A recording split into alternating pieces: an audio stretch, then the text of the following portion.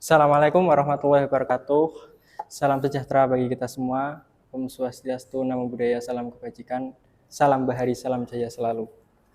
Berjumpa lagi di akun BEM Fabrika Universitas Pekalongan. Kali ini saya mendatangkan salah satu mahasiswa yang bisa dikatakan sebagai mahasiswa paling lama di Universitas Pekalongan, khususnya di Fakultas Perikanan Universitas Pekalongan. Oke, langsung saja kita ulik sejarahnya selama kuliah di Universitas Pekalongan di jurusan aquaculture ya, Mas. Iya, Pak. Monggo bisa perkenalkan diri. Ya, Bismillahirrahmanirrahim. Assalamualaikum warahmatullahi wabarakatuh. Izinkan saya memperkenalkan nama terlebih dahulu. Nama lengkap saya Muhammad Adnan Rizaldi. Alamat rumah di Kabupaten Pemalang, Jalan Progo, nomor 42, Kebon Dalam Pemalang. Itu jaraknya 500 meter dari alun kota Pemalang ke arah barat gitu. Saya usianya 25 tahun. Kebetulan saya salah satu mahasiswa yang boleh dikatakan tertua di Fakultas Perikanan, menempuh pendidikan selama 6 tahun, tapi insya Allah nanti tanggal 1 Oktober nanti Mas Bahtiar saya mau wisuda, angkatan 16 yang 1 Oktober mau wisuda, dan ya berharap nanti di tanggal 1 Oktober nanti wisuda bisa lancar. Ya. Kemudian kalau kesibukannya sekarang apa ini, Mas? Kesibukan sekarang saat ini saya bekerja, tapi bekerja tidak sesuai dengan jurusan yang ada, karena saya saat ini bekerjanya di salah satu stasiun televisi di Jawa Tengah, yaitu reporter MTV Jateng, dan menjadi pertanyaan gitu loh bagi benak teman-teman gitu, kok calon sarjana perikanan, saya sebenarnya calon sih, belum terjunnya tapi di dunia jurnalis. Ya alasannya seperti ini, Mas Fathia, bahwa saya ini kuliah sangat lama sekali, 6 tahun. Kalau nungguin kuliah nggak lulus, kemudian nggak kerja kan, saya juga usianya sudah 25 tahun itu loh, Mas. Dan akhirnya saya juga nggak nyangka kenapa kok banding di dunia jurnalis, jadi reporter ini kan sangat nggak menyambung sekali, mengingat jurusan kita ini sebenarnya jurusan sangat penting, sangat vital sekali. Meski anak bangsa Indonesia itu kurang meminati jurusan Fakultas Perikanan. Tapi Indonesia adalah negara maritim. Indonesia memiliki perairan terluas nomor 2 setelah Kanada. Harusnya itu sarjana perikanan itu diandalkan bagi bangsa Indonesia. Tetapi hal demikian, saya tidak akan pernah meninggalkan bidang perikanan. Di rumah saya masih bisa mengelola bidang perikanan. Bagi saya bidang perikanan ini adalah bidang sampingan as bisnis gitu. Apalagi jurusan kita itu budidaya, Mas Fathia. Budidaya ini adalah salah satu bisnis tempo. Bisnis yang budidayakan makhluk hidup dari kecil hingga besar itu butuh waktu lama sekali. Tapi terkadang ya saya masih ingin sekali sih menempuh belajar lagi di pekerjaan di bidang perikanan. Tapi saat ini mungkin saya masih menempuh menjadi reporter TV dulu, dan akhirnya nanti ketika sudah mendapatkan gelar sarjana, sudah wisuda, insya Allah saya pasti akan terjun itu. Nah, kemudian kita mulai saja ya di pertanyaan yang pertama. Mas Rizaldi ini, kenapa memilih kuliah di Unikal dan kenapa memilih di Fakultas Perikanan itu? Iya, terima kasih Mas Bahtiar. Sebenarnya nggak ada cita-cita kuliah di Pekalongan sih, Mas. Waktu saya kebetulan lulus SMA tahun 2016, Mas. 2016 saya lulus SMK. Sebenarnya waktu itu pinginnya kuliah di Jogja, Mas. Karena Jogja itu kota yang begitu istimewa, kota pelajar juga. Tapi salah satunya orang tua yang sebenarnya melarang saya untuk tidak boleh merantau jauh. Yang kedua juga waktu itu bapak saya kondisinya masih sakit-sakitan. Waktu bapak saya masih sehat, belum almarhum waktu itu. Dan kemudian orang tua menyuruh saya kuliah yang dekat saja di Pekalongan atau di Tegal. Saya memilihnya di Pekalongan. Kenapa saya memilih Pekalongan? Saya berasal dari Pemalang yang notabene setiap hari menggunakan bahasa ngapak, Mas. Iya, bahasa saya ingin sekali mengenal bahasa ngopo, bahasa orang Pekalongan. Ya, Pekalongan ke timur lah itu. Karena ibu saya itu yang berasal dari Sragen pun bahasa ngoponya itu masih ada meskipun dia sudah tinggal di Pemalang gitu. Artinya saya ingin sekali tinggal di daerah timur dengan bahasa ngopo yang begitu halus sekali. Orang ngapak dari Pemalang datang ke Pekalongan, ya alasannya itu untuk agar bisa belajar bahasa ngopo gitu. Nah, waktu kuliah di Pekalongan itu saya waktu itu tidak memilih Unikal langsung. Itu waktu itu kampus yang saya tuju itu ada 3, Mas. Yang pertama itu Unikal, STIMIK sama IN. Jadi waktu yang pertama itu saya ke STIMIK dulu. Saya memang waktu itu jurusannya dari SMK komputer, Mas. Di STIMIK tersebut kampusnya itu terkenal dengan jurusan teknologi. Tapi saya orangnya bosenan sebenarnya, orangnya bosenan. Nah, waktu saya kuliah di daftar di STIMIK, saya cuma ambil brosur, nah itu langsung cabut lagi gitu itu. Terus yang kedua ke YIN. YIN ini kan sekolah berbasis agama Islami, Ya, Islam. kampus negeri. Bahkan YIN itu menjadi kampus negeri di wilayah Kabupaten Pekalongan. Di saat Kabupaten Pekalongan seperti Batang, Pekalongan, Pemalang, Tegal, Brebes itu punya kampus, tapi kampus swasta, dan YIN menjadi kampus negeri satunya di Kabupaten Pekalongan. Saya waktu di YIN cuma ambil brosur aja, mengingat bahwa aku kuliah di YIN kayaknya bosen lah.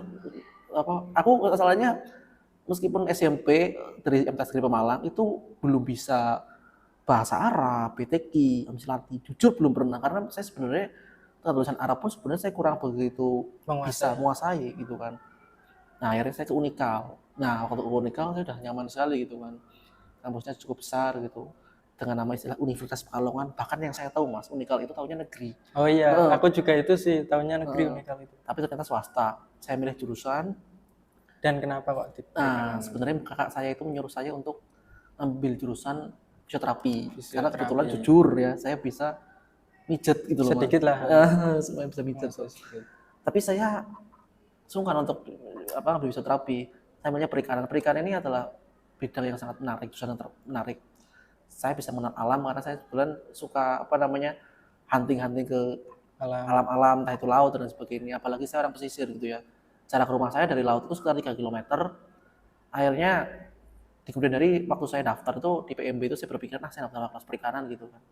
Meski pada dasarnya waktu saat ini saya belum wisuda, ibu saya pernah bicara, kalau kamu ngambil D3 ya kamu kan cepet kuliah, tapi ya namanya orang memilih, saya nggak ada kata menyesal gitu. Tapi ya perikanan adalah bidang yang sangat luar biasa, dan saat ini saya nggak pernah meninggalkan bidang perikanan karena mungkin bidang perikanan udah menjadi hal yang cocok bagi saya. Oke, baik. Selama menempuh 6 tahun di Fakultas Perikanan Universitas Pekalongan, itu pengalaman apa saja yang sudah dialami oleh Mas Rizerdi? Untuk pengalaman sih sebenarnya sih ada suka dan duka ya, ada suka dan duka banyak sekali yang saya alami. Tapi kan di era dinamikanya pasti ada sebuah ketertarikan dan sebuah kesedihan itu selama berkuliah di Universitas Pekalongan. Ketertarikannya yang pertama, saya bisa belajar lebih dekat mengenai bidang perikanan yang sesungguhnya. Karena dari dulu itu perikanan yang saya tahu itu cuman saya pelihara, panen, jual. Saya tidak tahu jenis-jenis penyakit itu apa. Bagaimana cara mijahin ikan seperti apa, bagaimana cara mengkawinkan ikan seperti apa. Kemudian mana jenis ikan yang kelamin dan betina, itu yang saya sebelum masuk perikanan belum tahu.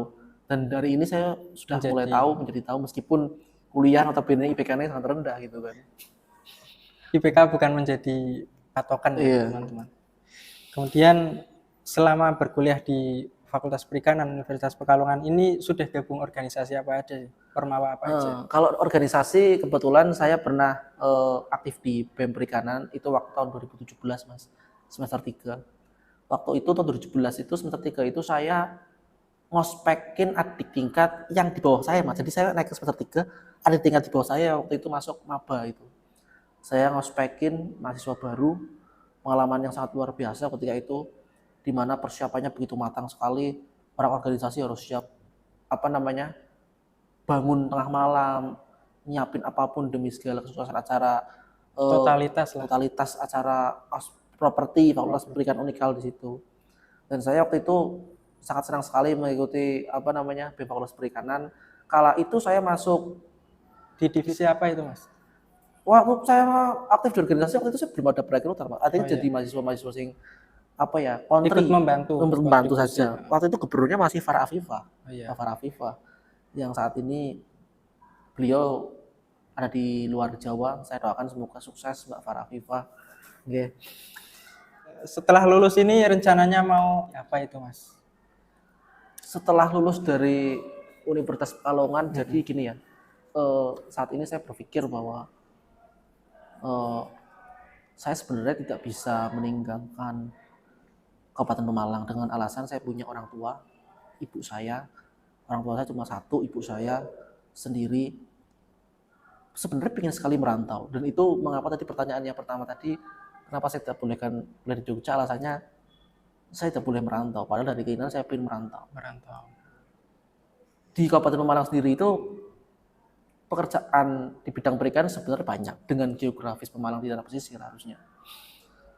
Tapi mungkin pekerjaan itu kontrak sekali, ya kan?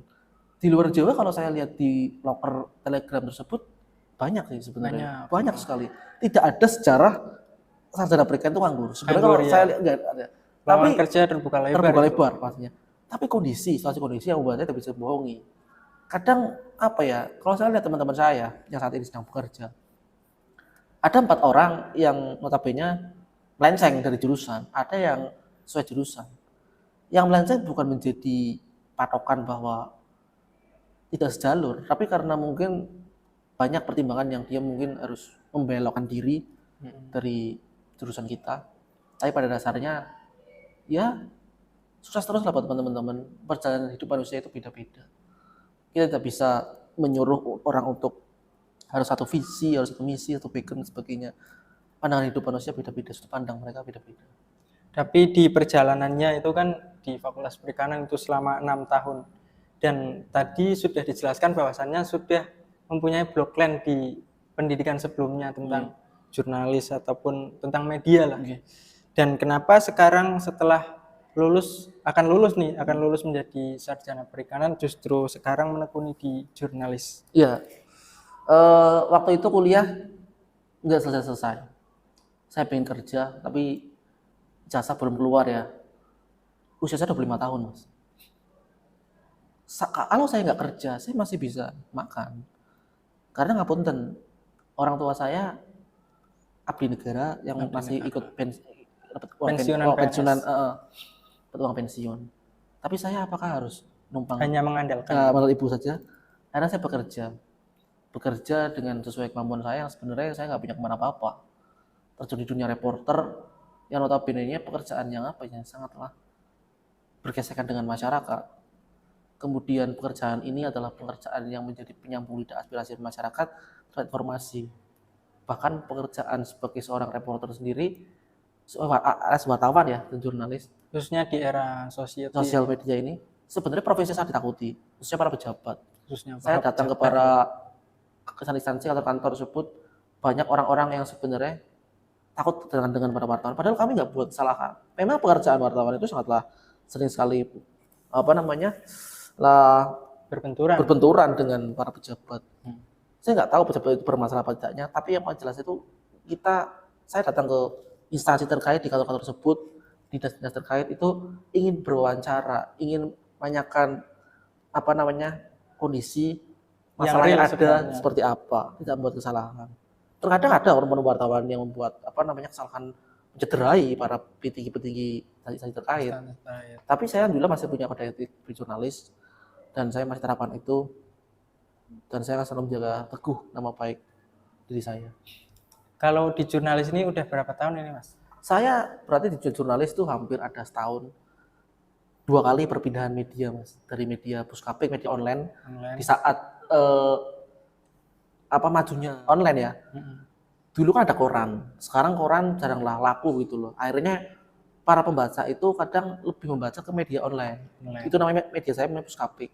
Yang kedua, saya pindah lagi di media TV, MTV Jateng sebut sebagai reporter.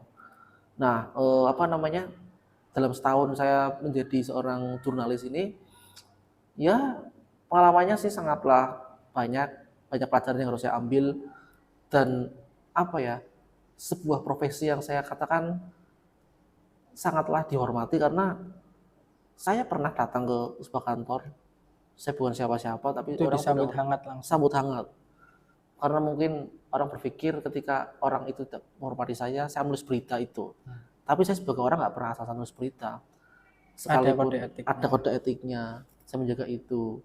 Sebenarnya ketika saya menjadi jurnalis itu teman-teman kadang yang saat ini ya bekerja di instansi pemerintah, saya nggak tahu instansi teman-teman Fakultas Perikanan, alumni Fakultas Perikanan yang sedang bekerja di instansi tersebut, apakah bermasalah atau tidak, apalagi instansi pemerintah.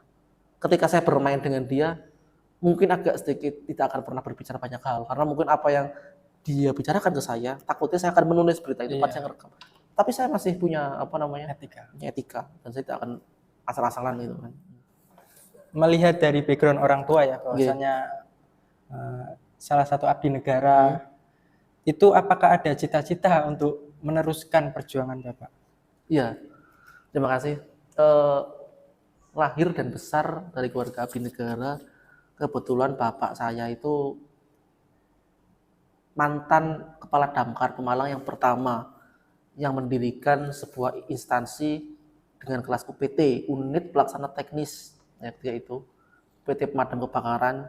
Sejak bapak bertugas di UPT pemadam kebakaran, sebenarnya dari kecil pingin cita sih menjadi pemadam kebakaran seperti itu. Karena waktu itu kecil saya memang sangat lengket sama bapak, gitu kan. Kalau bapak keluar, bapak saya sering ngajak saya gitu kan. Saat ini ketika saya besar, kemudian bapak saya sudah almarhum, bapak saya sudah pensiun, tapi sebelum almarhum bapak saya sudah pensiun duluan, sudah pensiun dan purna tugas dari kepala pemadam kebakaran.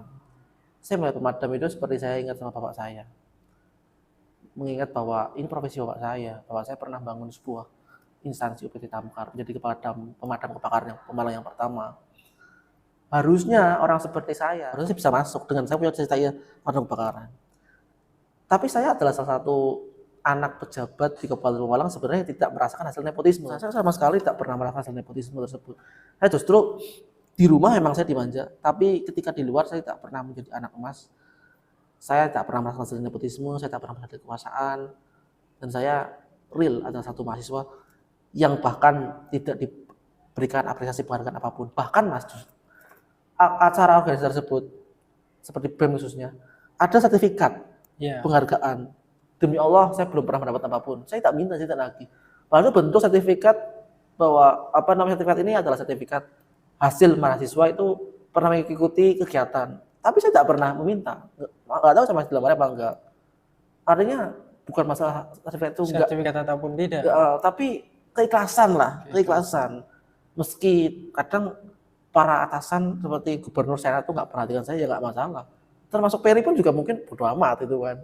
Tapi saya yakin dia masih punya peduli sama Tapi kata-kata apa yang membuat Anda terinspirasi tidak nepotisme itu sih, tidak memanfaatkan nepotisme? Iya, banyak orang yang mengatakan saya itu sebenarnya buang-buang waktu karena kebodohan saya tidak pernah merasakan hasil kekuasaan itu. Iya. Waktu bapak saya pensiun, saya masih SMP Mas. Yang nepotisme soal pekerjaan itu.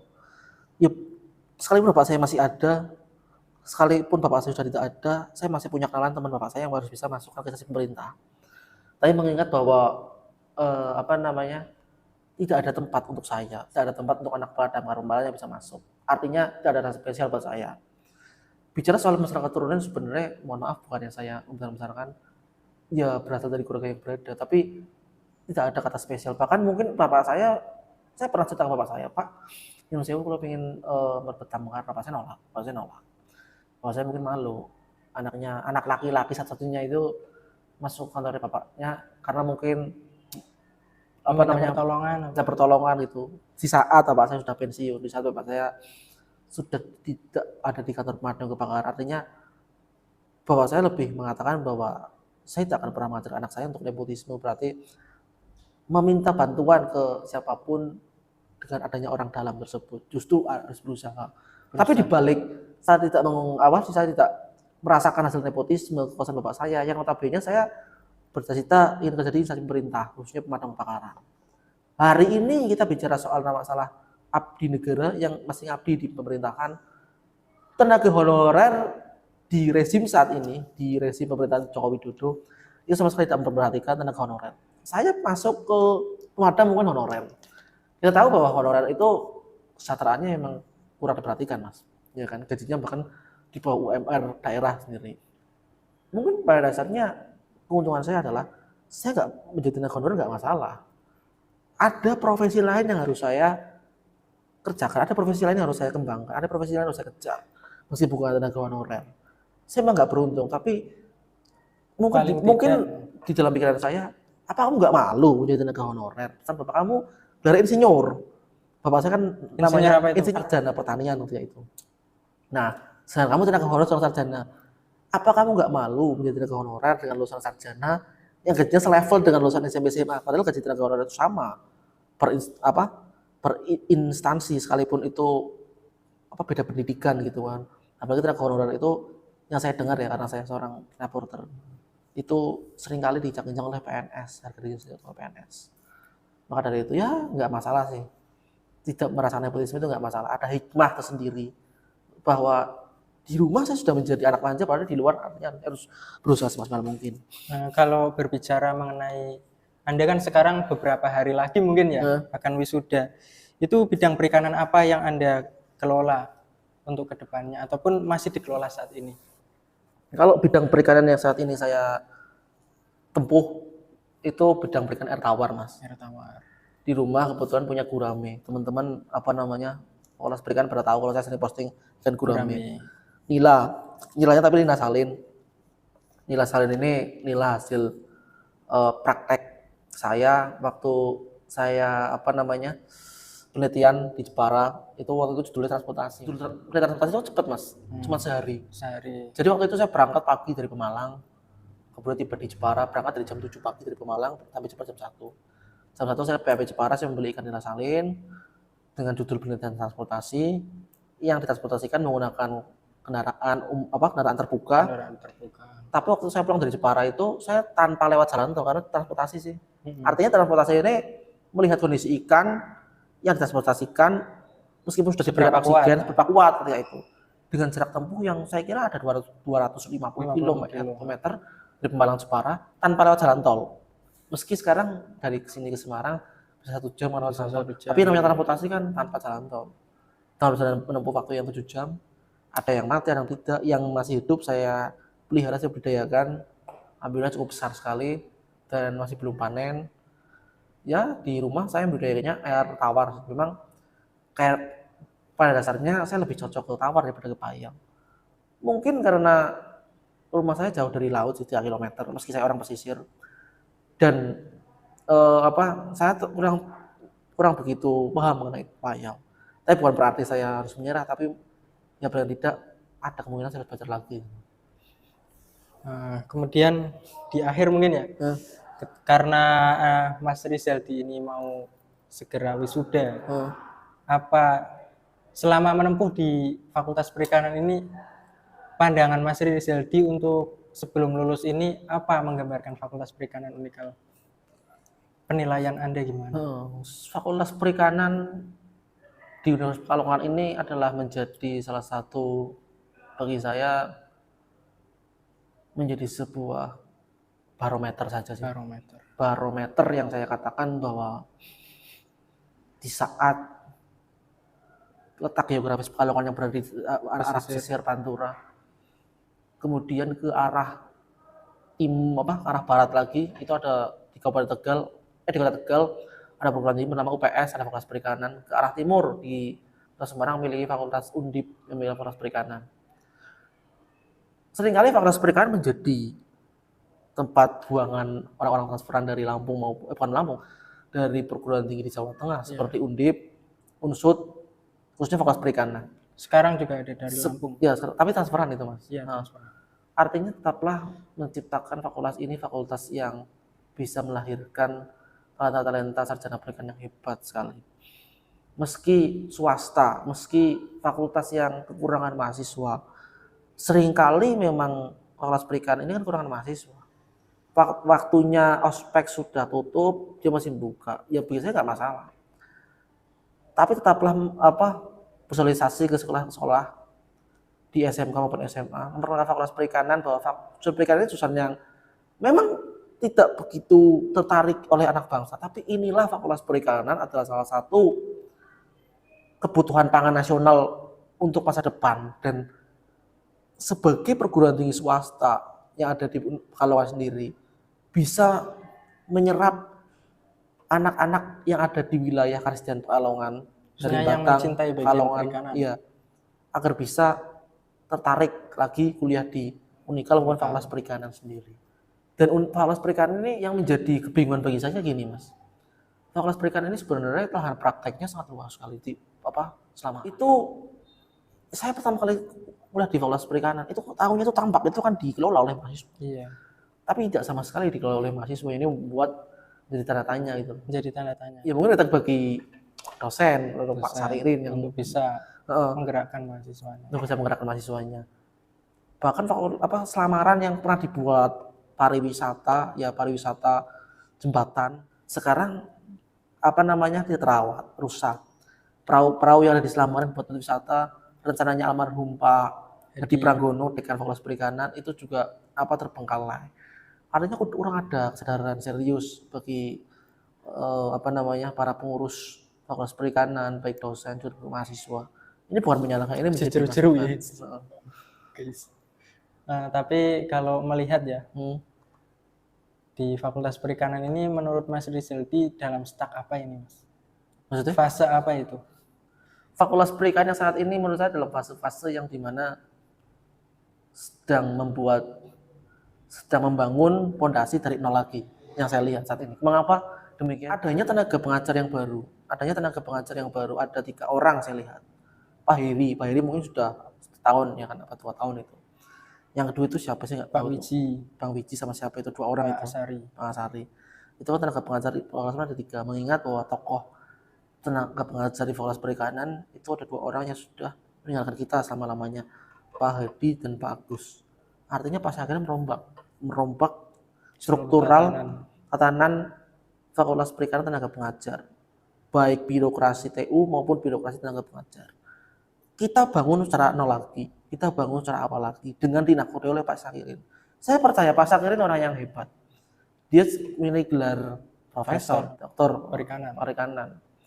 Saya berharap di tangan Pak Syakirin Fakultas Perikanan ini bisa maju lagi, maju dari segi para pengajarnya. Meski tenaga pengajar masih muda, masih pemula, ajarkan dia, didiklah dia aset dari tenaga pengajar Fakultas Perikanan.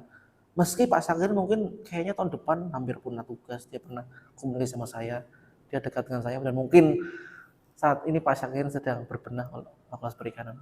Pak Syakirin adalah salah satu dosen yang tidak akan pernah saya lupakan sepanjang masa. Padahal dosen wali saya Bu Lina sebenarnya. Harusnya Bu Lina, tapi mungkin karena Bu Lina orangnya sangat perhatian sama saya sih, orangnya sangat perhatian. Dosen walinya saya, dia sudah mengenal ibu saya, dia sangat perhatian sama saya. Bahkan salah satu dosen yang mengerti karakter saya, bahwa saya pernah seperti ini, Mas. Saya pernah bilang ke Bu Lina bahwa saya orang yang sebenarnya ketika ditegur tidak mau di tempat umum, tapi di tempat secara pribadi. Jangan tegur saya di tempat umum, tapi tegur saya secara pribadi. Bu Lina mengetahui itu. Setiap pengajar bukan berarti menjadi anak, Mas. Artinya beliau ini tahu karakter saya seperti apa. Ini anak tipe orang yang seperti ini. Tapi dia sering menasihati saya, orang yang baik sekali. Tapi mungkin saya mungkin ada minder, mindernya mungkin karena dia perempuan. Takutnya ada isu apa yang ketika saya dekat dengan Bu Lina. Tapi saya tidak akan pernah melupakan Bu Lina sih, yang sabar sekali ngadepin saya ketika selama kuliah 6 tahun, terutama Pak Syakirin. Terutama Pak Syakirin. Pak Syakirin pernah mengucapkan sebuah kata, ada chattingannya Mas di HP saya. Saya sampai lulus itu bosan lihat mahasiswa berprestasi. Tapi saya tidak akan pernah melupakan kamu. Itu udah Pak Syakirin. Karena apa? Menjadi kata yang terngiang-ngiang. Karena saya adalah sebenarnya mahasiswa yang kaku, Mas. Yang kaku sekali. Pak Syakirin kadang selalu ketemu saya selalu ketawa, selalu selalu kadang ketawa kemudian rasa bongol gitu loh, Mas, bangkanan gitu ya. Tapi pakanannya ketemu saya itu dia masih sabar. Soalnya orangnya unik. Itu saya malah kaget. Mungkin tidak pernah dilupakan sih. Iya, tidak pernah dilupakan sih. Ketiganya masih ada. Nanti tanggal 1 Oktober wisuda nanti orang tua saya mau sowan sama Pak Syakirin dan Bu Lina. Saya nggak mungkin melangkai Bu Lina selaku dosen wali saya. Awal kenal dengan dosen semuanya, tapi mungkin lebih dekat Bu Lina ketika itu. Dan saya sebenarnya sama Bu Lina itu mungkin karena rada minder. Bu Lina kan orang cerdas, Mas. Apalagi Bu Lina kan wanita, saya selalu jaga jarak dengan perempuan. Takutnya ada rasa cerita, cerita semacam fitnah gitu loh. Kok mahasiswa dekat sama dosen padahal nggak ada hubungan apa-apa. Maksudnya saya selalu menjalin hubungan erat itu, saya langsung menghormati Bu Lina sebagai dosen wali saya. Dan tidak kemungkinan saya menghormati para petinggi Fakultas Perikanan termasuk Pak Syakirin. Mungkin sebagai closing statement, closing ceremony pada podcast kali ini, apa itu untuk harapan kepada mahasiswa perikanan di Unikal khususnya dan mahasiswa perikanan di seluruh Indonesia pada umumnya? Monggo, silakan. Ya, pesan dan kesan saya ya, ini saya kebetulan kan tanggal Oktober mau wisuda. Sudah 6 tahun saya di Fakultas Perikanan. Sudah merasakan asam garam, meski saya sudah dilewati oleh adik tingkat saya maupun angkatan saya. Saya tidak mengatakan bahwa saya lebih senior, apalagi tidak ada senior. Meski saya waktu dulu di kampus, di organisasi sering demo. Pesannya seperti ini ya, teruslah bermimpi. Cita-cita yang kalian inginkan itu cita-cita yang harus kalian kejar. Tidak ada kegagalan di dalam sebuah perjalanan hidup manusia. Perjuangan itu sangatlah perih sekali, tapi tidak kemungkinan untuk Tuhan pasti akan melihatnya dan Tuhan pasti akan menyaksikan perjuangan kita. Bahwa kehidupan ini tidak ada yang abadi dan yang kekal. Dan teruslah belajar di bangku perguruan tinggi, menjadi aset terbesar Fakultas Perikanan dan menjadi aset terbesar negara Indonesia. Fakultas Perikanan bukanlah fakultas yang abal-abal, sekalipun itu perguruan tinggi swasta. Fakultas Perikanan adalah fakultas yang dibutuhkan di negeri ini. Maka saya kira sebagai mahasiswa perikanan, teruslah belajar di bidang perikanan. Cetaklah generasi perikan yang handal dan jaga hubungannya erat dengan antar sama mahasiswa. Karena Fakultas Perikanan terkenal dengan kesulitannya itu. Karena fakultas ini adalah fakultas yang di sisi lain adalah orang-orang lapangan sebenarnya. Di laut seperti nelayan, di lapangan orang teknis dan sebagainya. Karena solid, bahkan lebih mencerminkan ini semi militer gitu loh kan. Maka dari itu tetaplah jaga hubungan yang baik antar Fakultas Perikanan, baik ketika tidak ada lo gue. Lazimnya seorang manusia hidup itu harus saling mempererat, saling berkomunikasi. Tidak ada jegal-jegalan yang saat ini yang ada. Saya sudah merasakan 6 tahun di Fakultas Perikanan. Menjadi mahasiswa tertua memanglah sangat memalukan kadang diri saya sendiri. Tapi menjadi contoh dan menjadi panutan bagi adik tingkat semuanya. Ya itu saja yang saya sampaikan. Baik, karena podcast kita sudah di penghujung, mari kita tutup. Terima kasih loh Mas. Sami-sami. Terima kasih teman-teman. Jangan lupa like, comment, share, and subscribe. Terima kasih. Wassalamualaikum warahmatullahi wabarakatuh. Salam Bahari. Saya selalu.